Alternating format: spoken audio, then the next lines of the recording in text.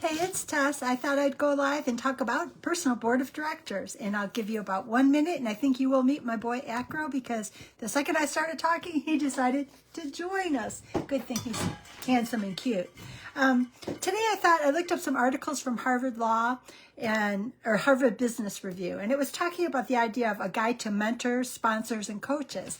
And I was reading through it, and I thought, oh, you know what, I remember this, or I went through this, and I thought, it's always a good time to revisit and to see what current knowledge is talking about and what kind of recommendations there are. Because I've recently talked about, in my case, out of college, I pursued university studies. So I spent quite a few years in college getting degrees. But since the time that we were all at home, and that's all I'm going to say, I found the idea of studying items that I was interested in more appealing. And that's probably would have been a better route for me to go younger in my life, but everyone pushed the university degrees in the time that I was first coming out of high school.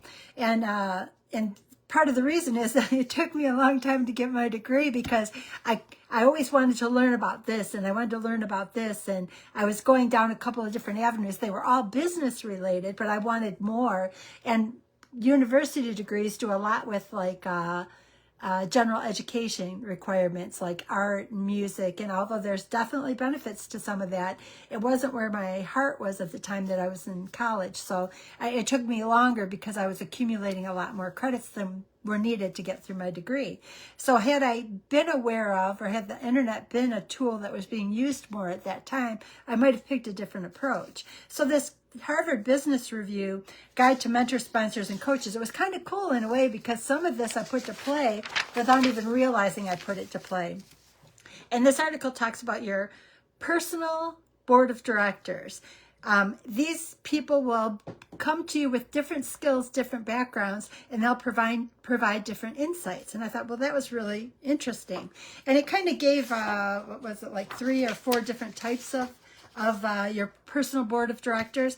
And I thought it was interesting because the first one was called The Guiding Light.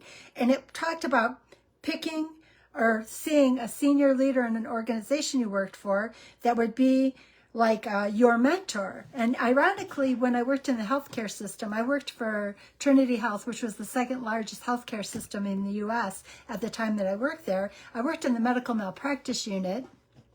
And they had something called BRGs, which is business resource groups. And I actually went into the BRG because I wanted to get to know people that were in the senior management level, because I worked in system office. The senior level managers were there, and I actually did a BRG or managed a BRG underneath the senior legal and compliance officer. He has since retired, but to this day we're still friends. And I thought it was funny because when I went to a review, my director said, "Why did you decide to be part of a BRG?" And I said, well, I figured it would make me more visible. And if I wanted to move into a different area of the company, it might help me to know more people and to know more about what the organization's doing. So I led a business research group called Ability. And Ability was about helping people that had different challenges, in some cases, it was more handicapped parking next to the building. We did lunch and learns about better health. We did all kinds of those, because you can do those related to food or related to movement or related to, as a healthcare system, you can pull anybody in from just about anywhere that will help you to do a lunch and learn in that type of an environment. So it was kind of interesting because I didn't know much about it, but I just knew I wanted to get involved. And that's kind of who I've always been. I just wanted to get involved, and I was never always sure how to do it, so I just kind of reached out and saw where it landed. But I thought this was good because this legal and compliance officer became a friend, and a friend that, like I said, I'm still friends with today. And I was not confident to be reaching out and running these groups at the time, but his hand in friendship helped me to overcome that. And it was intimidating to be in such a system so large, but to be able to do that kind of started opening doors even before the lockdown did for me to reach past what was comfortable for me. So was it a good move? It absolutely was. The next thing they talk about is window mentors. So guiding lights are those at the top of their game that are leading industries that can help guide you. The next one they talk about are the window mentors. And those are kind of like the managers that are directly above you. And I had a couple of really good ones. I actually, most of my jobs came from them, in all honesty, because they would leave and go to another company, and then they would call me and say, hey, will you come over here? You know, I think this would be perfect for you. This is your background, and we think you'd be good at this. Will you come over? And that happened to me a lot that way, that I would move from company to company. So honestly, in my career, I didn't have to market myself, because either they were reaching out to me via LinkedIn, or I was having a prior manager reach out to me saying, this is a position that I'd really like you to consider moving into. So that window mentor is somebody who's actually worked with you closely. The guiding light is somebody that worked with you closely because you stepped out of what your normal lane was, so to speak. I know we all try to stay within our lane, but you want to have a little bit of ability so that you can expand what you know, because I've always believed that you don't want to be a jack of all trades, but you want to have an understanding of all around you. And that kind of leads into the third one. So the guiding light is like that senior level executive. In my case, it was in a healthcare system. The window mentors are the ones that were all within the same unit or the same department. And then the last one they kind of talked about was mirror. And the mirror idea was that you actually, well, these were peers. I missed one step. These are peers. They're your equal people that, you know, like there were times I wanted to learn investments. I never did investments, but I trained somebody on what I did as far as like losses, and they showed me some of what they did on investments. So we just kind of shared information, and it's a tool to back each other up, because if you have the right relationship, you can help back them up when they hit a crunch, and they'll help back you up when you have a crunch. I know the whole world doesn't operate like that now, but I've always felt that that was the best way to be. If we all come together, we get a lot further together. After this mirror mentor, which is like your same level employee or a peer, they talk about bridge mentors. And this was really interesting to me because I find this is more like in the entrepreneurial world. A bridge mentor is somebody where you're going to employer resource groups, you're doing industry events, you're doing online platforms, you're doing cross-functional, like, and this was something I in the industry, because I was involved at times where in the very beginning claims files were still paper files. It was such a massive project to turn a claims file into a paper, and I'm not even sure they're 100% flipped now, but it was such a big project that you would take teams and have them start doing entry work to get all the claims data inside the computer system. Because you when you have claims, especially auto, any liability claim, they say the tail of a liability claim can be 7 years. So by the time the accident happens, it can be 7 years before that claim finalizes. And in some cases, there are claims that will last years, like auto came to mind for me because I knew that we had a couple of claims where there was an accident and somebody became like a quadriplegic, so they had life benefits that were going to be paid as long as that person lived, and they were in their 20s when the accident happened. So there's going to be massive files, and I always got involved in that. Like I did marina underwriting for a period of time. I helped with the projects of bringing the claims up. When we did the mergers and acquisitions, I was part of the teams that went to try to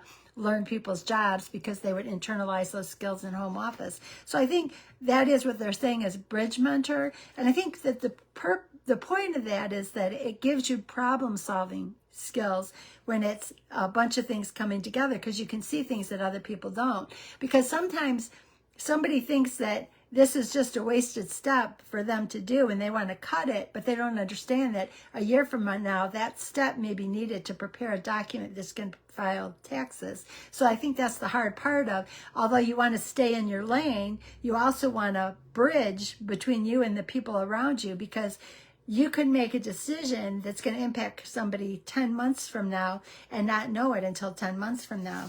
So I thought this was all really interesting because it was Harvard Business Review and the idea of mentors, sponsors, and coaches, and that there's a different need for them. And often we know in our lives there's a different need for, hi Karen Scarpa, good to see you. So nice to see you. I see others on, I just don't know who it is, but thank you for being here. So I think this idea of coaches, mentors, and what did they say the last one was? coaches, mentors, and sponsors. I think this idea is good because when I think about myself, I've had multiple in my career. I've had health coaches. I had a coach that trained me to do a run. I had teams that I worked with when I did the 300-mile bicycle ride. So any of the silly things any of the funny things that I did, I usually never did it alone. When I did the 300-mile bicycle ride, I was training with a bicycle team from the gym. When I was getting ready to run my first half marathon, I was working with a trainer at the gym. This money school where I'm taking things and doing it differently, and I became a life agent, all of that is because I took a ton of training with the money school crew. When I went to the healthcare industry, I was not a healthcare employee, but because I was using the insurance idea and the malpractice idea, which was all skills related to insurance, I got involved with the business resource groups. And I'm going to say all the way around, it helped. One, it built relationships,